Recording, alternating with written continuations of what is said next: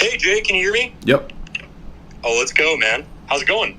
Good. You want to talk about epistemology? Sure. I mean, I'm more of an ecclesiology guy, to be honest. I can try covering epistemology, though. Yeah, I just think that if classical foundationalist Thomistic epistemology fails, then the whole Roman Catholic system fails. Now, explain what necessarily your view of our view is. Well, for example, John Paul II in Fides et Ratio defines natural theology as reasoning about God without and in no way referencing divine revelation. So this is what led the Roman Catholic Church to dogmatize the idea, particularly that what natural theology is precisely that, right? Reasoning about God without any reference to divine revelation. That seems to assume and presuppose that you're a foundationalist. I've never heard a Roman Catholic that's not a foundationalist. So that means that things like the peripatetic axiom, which Aquinas says he agrees with, or the idea in Aristotle that what is better known by us versus what is better known in itself from posterior analytics or prior analytics or physics, etc., that those are kind of self-evident axioms. That seems to me to be pretty uncontroversial or not even contentious in the Roman Catholic world. Oh, gotcha. Yeah, I admittedly, I'll be fully honest with you. Like I said, I'm not much of a studier of epistemology. I kind of talk about its relation to ecclesiology a little bit, but I'm not too well versed yet with like what St. John Paul II or St. Thomas Aquinas wrote on that topic. I'm more about covering sort of the evidences for papal primacy or sort of how the all right, the early fair enough. But I mean, you said evidences would go along with evidentialism. So in other words, wouldn't this point kind of go more fundamental than arguing the ecclesiology?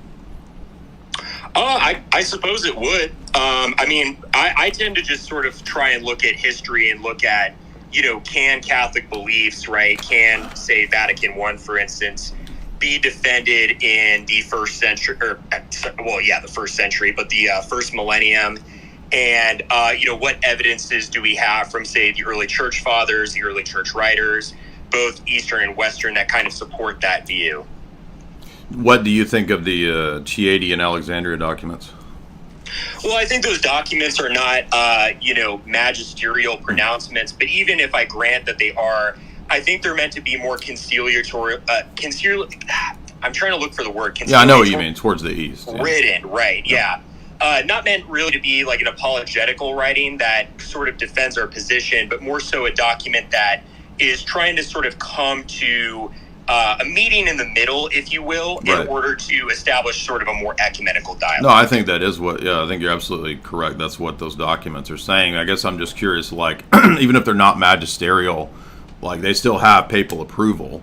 And if they are essentially approved by the Vatican with being these official commissions, like if they're admitting things like Chieti does at the very bottom, that Rome didn't exercise universal primacy in the first millennium, like, how is that not a denial of Vatican I? Well, what I would say is I would go back to Father Silvestri Berry's The Church of Christ, where he talks about sort of the universal jurisdiction that the papacy has being a power that the Pope has always had, but not necessarily a power that always needs to be exercised. So wouldn't that undercut the arguments that you guys make from Clement or from Honorius? Excuse me, not Honorius, from Celestine and others? Not necessarily. The reason why I say that is because, the Pope really sort of, and I don't mean this in the way that Vatican I would anathematize, like, oh, he's just a supervisor or something like that, right? But in a manner of having this universal jurisdiction versus how he exercises it, the Pope doesn't need to be sort of an autocrat that takes away the role of the local bishop. Even remarked about by Blessed Pius IX around his papacy and around Vatican I, especially after the German bishops, this is in Dr. Ed Shinsky's work on the papacy, the German bishops sent him a document or a pronouncement about how Vatican I did not essentially create like what St. Gregory the Great would have, remarked as the universal bishop, this idea that like all bishops are not somehow like true successors of the apostles. They don't have their own sort of... Yeah, I'm aware of what you're talking about, and I have the Shinsky book here with me. But what I'm getting at, though, is that you said that it need not be exercised. But the document actually says that the Roman bishop did not exercise canonical authority over the churches of the East. But you're saying that, well, my distinction there would be that it's a power, but it's not necessarily exercised. So wait a minute, was it exercised in the first millennium, or was it a power he had and he didn't exercise? I think there might be some confusion over what I was saying. I was not saying that he didn't exercise it at all. I was just saying it's not a power that he needed to necessarily always exercise unless it was absolutely necessary to. Because the normal function of, say, a patriarch or a local bishop is that, of course, he'd be controlling his diocese, he'd be controlling his area of jurisdiction. But, so this papally approved document is incorrect? Well, I mean, I'd have to see the specific passage that it's on the screen right here. You haven't read Chieti? I mean, I've glanced over it. I'm not. I mean, this is a famous passage that multiple, even PhD Roman Catholics at the time when it came out, admitted that this really undoes Vatican I. I highly doubt that, and I think quite a bit of people have actually written quite the opposite. Oh, okay. I mean, like I said. So okay, but here's the thing about and that's fair. That's fair. That's fair.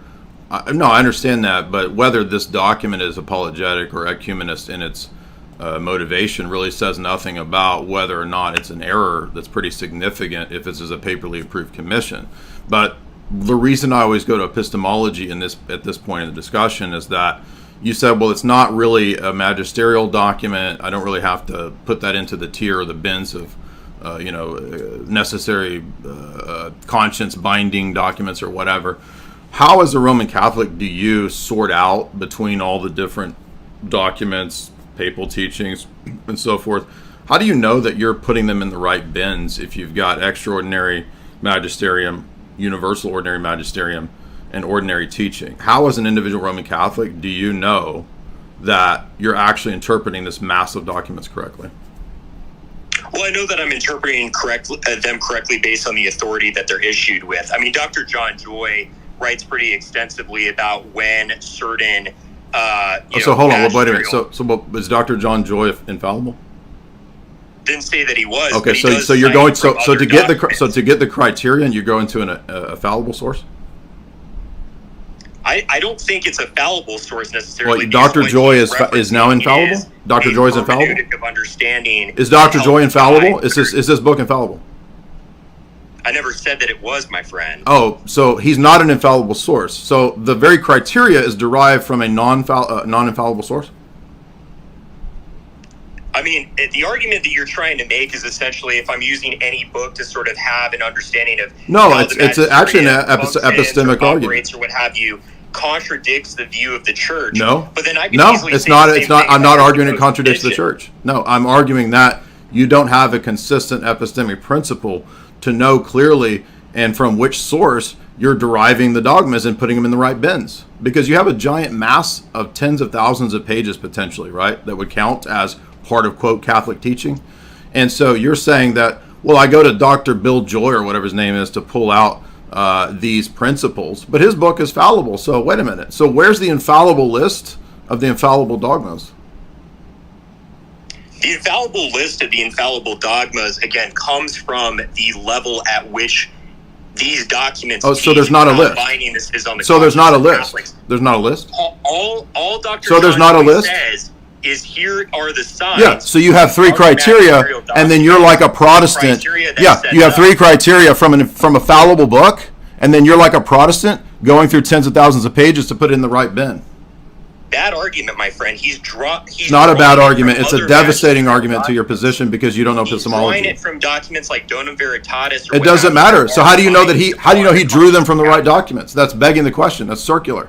You admitted he's fallible. What you're trying to argue suddenly is that I, as a Catholic, have to turn off my brain when I understand. Yeah, you don't have a consistent epistemology. No, the argument is that you don't have a consistent epistemology, and you just proved it. What are you even saying right now? Yeah, exactly. Exactly. Yeah, exactly. Exactly. Yeah. So you see how he got mad once he got cornered? Oh yeah, I'm the mad one. Yeah, you said, "What am I even saying, bad guy?" And now you're going to the personal attacks. Personal attacks, big dog. You just keep interrupting and stuff like that. No, you're not. You're not answering the question because you got caught in a basic circular fallacy about your epistemology. All I said is that Dr. John Joy references... Is his book infallible? These documents talk Is his book infallible? Is it an infallible source? You went to a fallible source. That's not even what I'm saying, my It friend. is what you're saying. It's what I'm saying, because you admitted the book is fallible. You admitted the book is fallible. You admitted the book is fallible, so you're just begging the question. So let me guess. If I read Irenaeus, if I read Cyprian in another... It doesn't matter, because you don't have a coherent epistemology. That doesn't make it a part of our faith. It doesn't matter. You don't have a coherent epistemology is the point. Okay, you're just kind of screaming in the void at this point. Yeah, I'm screaming in the void. About it? You went.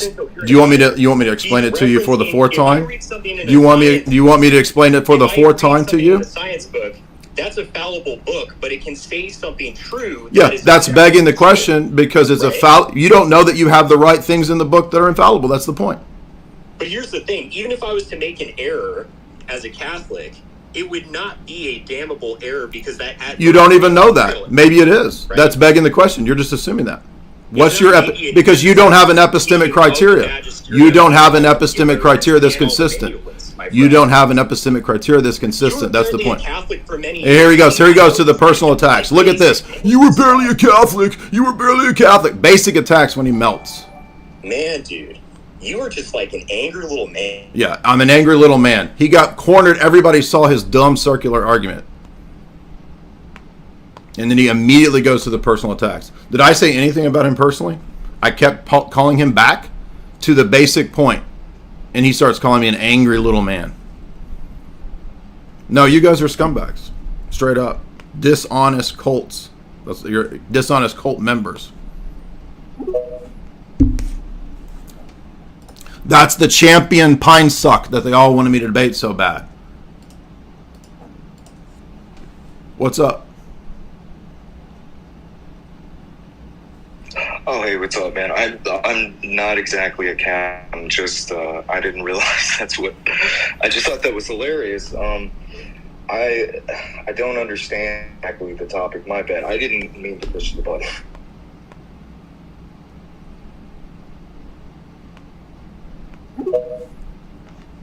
From a point of view.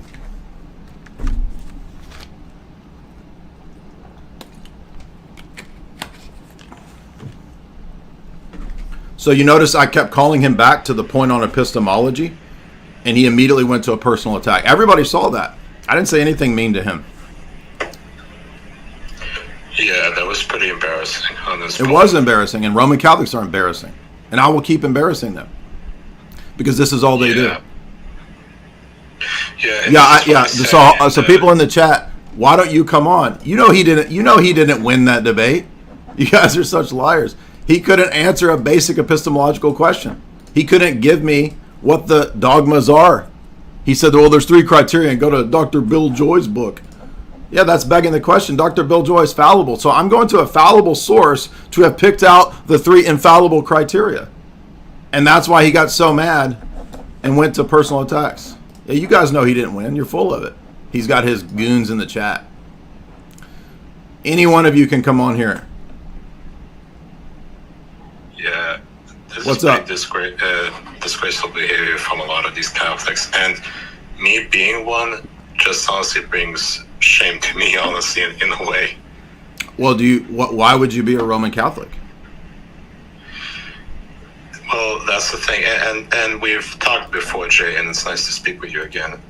But this is the thing.